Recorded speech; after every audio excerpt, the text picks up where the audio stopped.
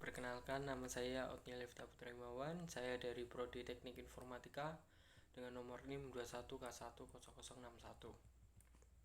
Pada video kali ini saya akan melakukan reaction terhadap materi Phenomenon of Religion yang ke-10, yaitu tentang krisis ekologi, di mana merupakan tantangan global umat manusia pada awal abad 21 yang belakangan telah marak diperbincangkan.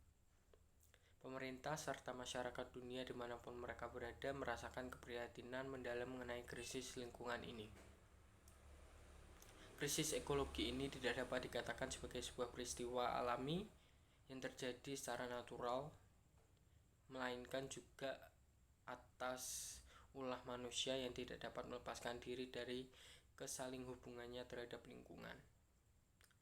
Manusia saling tergantung akan dinamika kehidupan lingkungan. Apa maksudnya? Yaitu ketika lingkungan tumbuh kembang dengan baik, maka ia akan memberikan nilai plus untuk kehidupan manusia. Sebaliknya, ketika ritmik lingkungan mengalami ketidakseimbangan, maka ia akan mengganggu sistem keseimbangan kehidupan.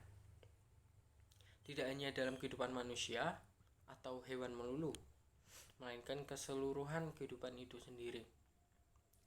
Krisis lingkungan yang secara ilmiah atau filosofis disebut krisis ekologi.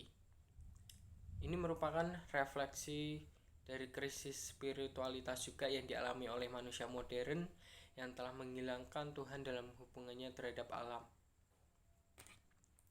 Lingkungan hidup artinya membicarakan tentang tempat tinggal kita.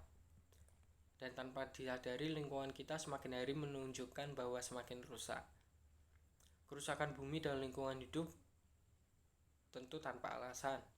Kita merasakan sendiri bumi menjadi semakin panas, terjadi banyak bencana alam seperti banjir, serta adanya pencemaran udara, air, bahkan tanah. Adanya kerusakan itu akan menimbulkan efek negatif yang nyata bagi kehidupan manusia. Dengan adanya lingkungan hidup yang tercemar lalu rusak, maka hal ini menjadi ketidakadilan bagi ekologi yang sudah berjalan dengan semestinya. Lalu apa kaitannya antara kerusakan lingkungan hidup dengan nilai-nilai Kristen? Yang terpenting adalah untuk mendekatkan diri pada Tuhan dan menjalankan amanatnya sesuai dengan hukum kasih di dalam Alkitab. Mungkin secara teologis dapat dikatakan bahwa manusia dan alam adalah ciptaan atau bahkan bisa disebut properti dan bait Allah, di mana semuanya itu berada dalam satu hubungan perjanjian dengan Allah. Seperti misalkan ada tertulis dalam Keluaran 23 ayat 10 hingga 11, barang siapa yang merusak alam maka ia merusak hubungan perjanjian itu.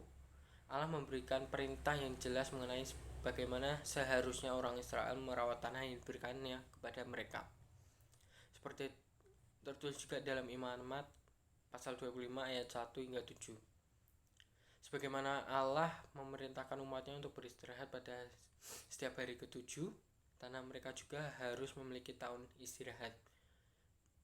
Adalah ayat Imamat 25 ayat 5. 6 tahunlah lamanya engkau menabur di tanahmu dan mengumpulkan hasilnya, tetapi pada tahun ke-7 haruslah engkau membiarkannya dan meninggalkannya begitu saja. Keluaran 23 ayat 10 hingga 11. Apa maksud dari ayat-ayat tersebut adalah merupakan refleksi kita bagaimana respon yang harus kita berikan terhadap hubungan kita terhadap alam. Apabila kita menunjukkan refleksi spiritualitas yang baik pada Tuhan, maka tentu juga kita akan menghasilkan hubungan yang baik terhadap lingkungan alam sekitar.